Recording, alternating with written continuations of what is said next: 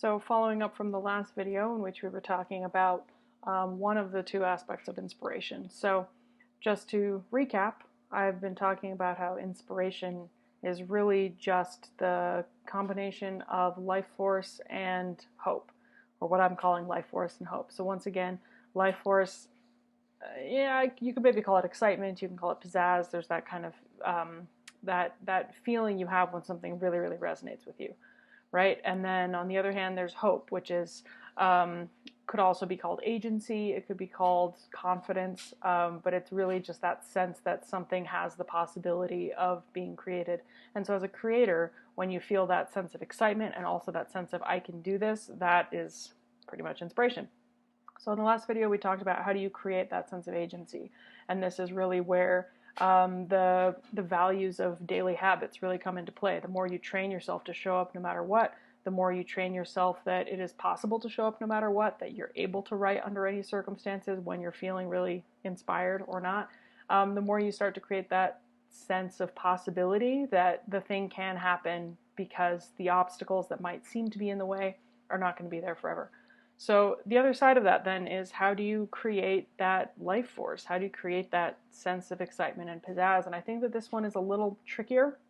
It's a little more nebulous. I think most people can think of ways that they can kind of create strong habits and routines in their lives, but when it comes to creating a habit of excitement, like what does that look like? That is the kind of thing that just, it feels like it just happens, right? It's not something you make happen. When you see something that really lights you up, it's not like you're like, oh, that seems interesting, I guess I'll feel excited now. Right? You just have the feeling. So it seems like it's harder to cultivate, but I would like to argue that it still can be cultivated, that there is a practice to creating that in your life. And so if you can have a solid practice of creating that life force, and if you can have a solid practice of creating that sense of agency, then that's how you create a life that is actually inspired and where you are in control of your inspiration. So when it comes to creating that life force, I just want to be clear, I'm not actually talking about like creating anything in the same, as I mentioned, it just sort of happens. It's not like you make that happen. But what you can do is you can train yourself to be open to it and receptive to it and to be more attuned to that. And I think this is a fun and a difficult skill. And what this really has to do with is training yourself to lean toward the things that make you feel that way. And that might sound really simple and straightforward, but actually most people train themselves to do the opposite. We spend so much of our day trying to be like productive and focus on work things. And so we spend so much of our day kind of training ourselves that any hint of procrastination is bad. And then when we do go down the YouTube rabbit hole, we feel really guilty about it, right?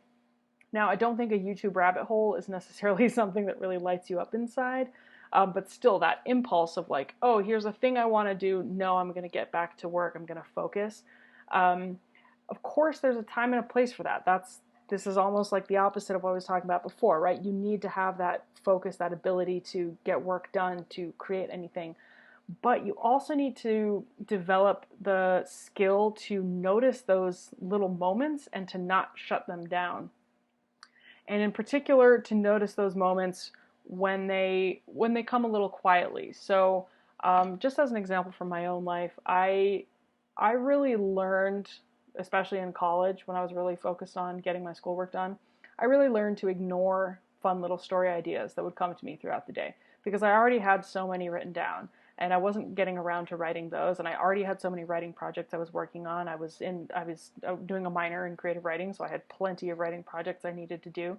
And so I sort of, without even really meaning to, gradually started to develop the habit of not paying attention to those little ideas that come throughout the day. And if you're a writer, you totally know what I'm talking about, right? You're walking down the street and you think, oh, wouldn't that be cool? Or like somebody just mentioned some offhanded comment and you're like, that would be a great piece of a story. And those of us who are good at practicing this sort of thing will go ahead and write that down and come back to it later, or at least have a file of things that are interesting to them later. But some of us, me included, unfortunately, have sort of trained ourselves to be like, I'm probably not going to get around to writing that. you know what, I'll have another better idea later. It's probably not that interesting anyway, or I'm sure I can think of it again if I really need to. And that might seem innocuous in the moment, but what that has really done is it has trained me not to notice when I'm feeling that little zing of life that is the beginning of inspiration. And so what I've been trying to do recently is to really reorient myself toward that feeling. So part of that is acknowledging those ideas when they come, actually paying attention to them, writing them down. But it's also other things in life, like when you're, I don't know, say you're enjoying a meal and you're noticing that you're feeling distracted instead of just really noticing how much you enjoy that meal. That might seem really basic, but taking the time to like feel the pleasure in something that is pleasurable, to notice the joy and actually feel it in something that is joyful. That's what starts to build the muscle of feeling pleasure, of feeling joy, instead of shutting it down. So I think this is fun homework to go out into the world and start to practice turning yourself on in a way. Every time you see something that not just paying attention when something does light you up, but finding the thing that lights you up about anything that doesn't. As an example, right now I'm looking at my windowsill that has a series of plants on it. It's very easy to just forget that those plants are there. I see them all day, every day. But taking a moment to just be like, man, I really like these plants. Like that's, again, training myself to notice the things that kind of light me up.